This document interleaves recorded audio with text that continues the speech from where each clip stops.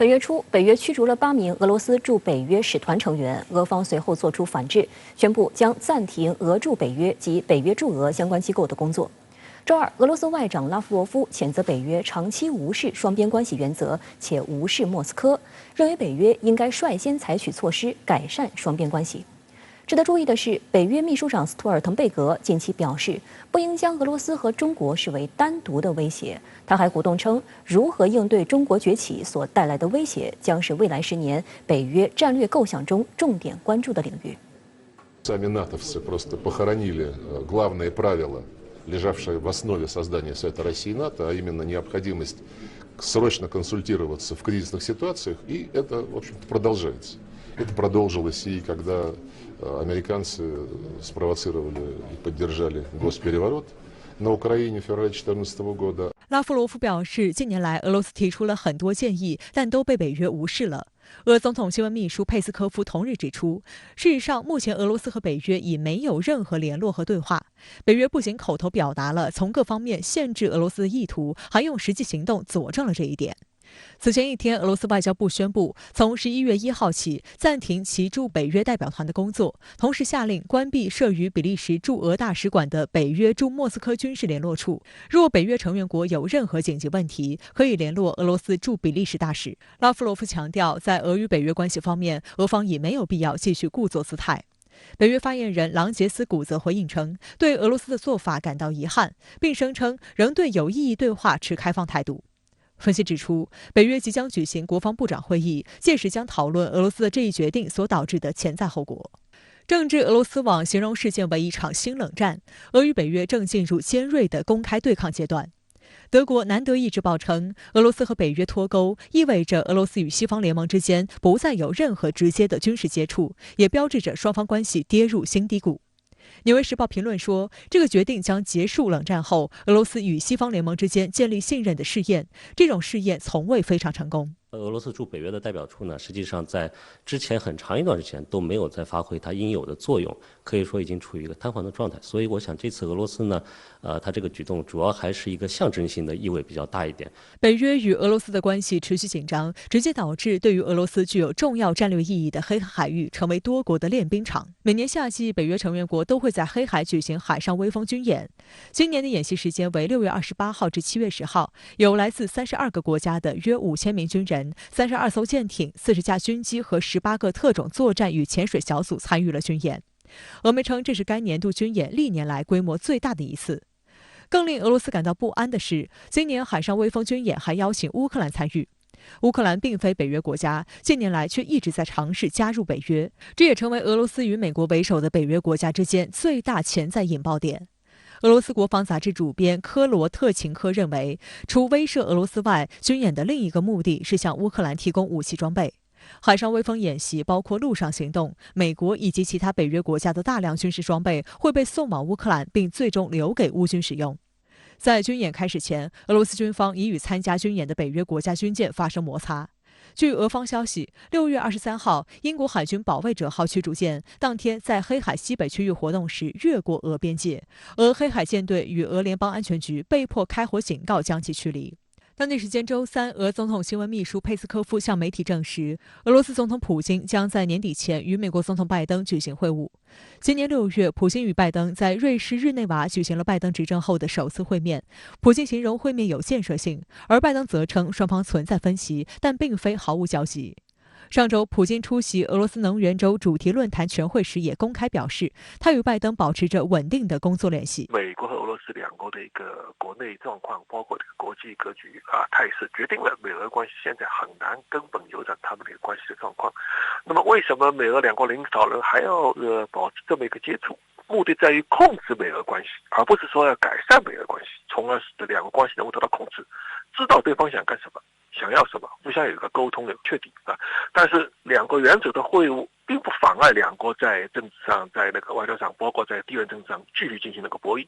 包括互相制裁。值得注意的是，近期北约开始调转矛头，大肆炒作所谓中国威胁。英国《金融时报》周一报道称，北约秘书长斯托尔滕贝格在接受该报独家采访时表示，中国已经通过其网络能力、新技术和远程导弹对欧洲安全产生了影响。如何应对中国崛起所带来的威胁，将是未来10年北约战略构想中重点关注的领域。他称，这标志着北约对自身目标的一次重大反思，反映了美国的地缘战略重心转向亚洲。北约组织计划在明年夏季峰会期间通过新的战略构想，以确定北约组织未来10年的战略方向。现行战略构想是在2010年通过并实施的，其中并未提及中国。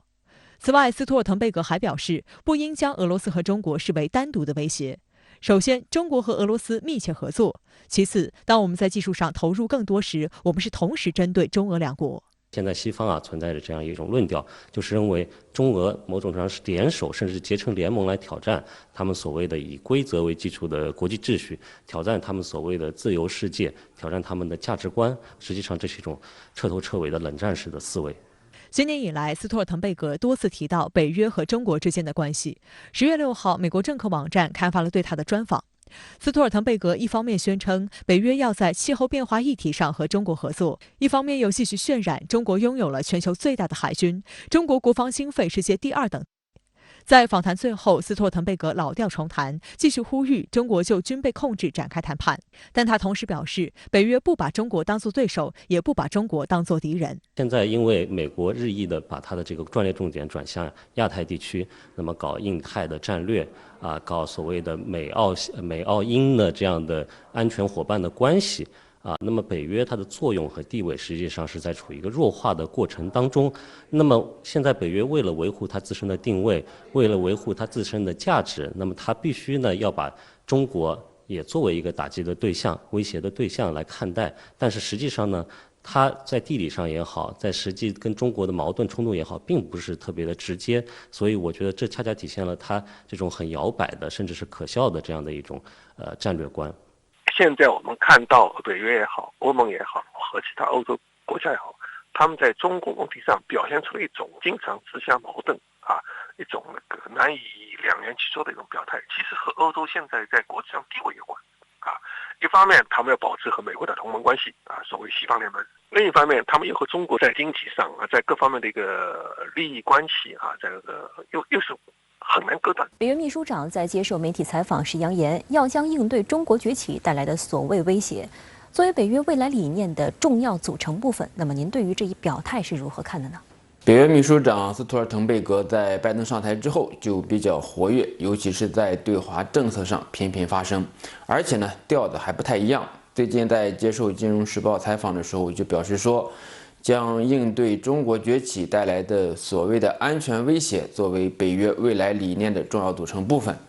在前段时间接受美国媒体采访的时候就说，不把中国当作对手，也不把中国当作敌人。从斯托尔滕贝格的各种表态中，我们看到的是北约现在的迷茫、躁动和焦虑。首先，北约不是全球性的军事组织，北约是北大西洋地区的军事同盟体系。斯托尔滕贝格似乎忘记了北约的地理范围了。此前已经有欧洲国家领导人就提醒过，北约就是北大西洋地区的组织。斯托尔滕贝格认为中国离着欧洲越来越近，所以就把中国视为威胁，这是很奇怪的论调。互联网已经将全球整个世界连接在一起。按照斯托尔滕贝格的想法，北约应该将技术和全球化视为威胁。其次就是斯托尔滕贝格为北约寻找新的目标。在美国和北约从阿富汗撤军，结束了长达20年的全球反恐战争之后，北约需要新的存在理由和合法性。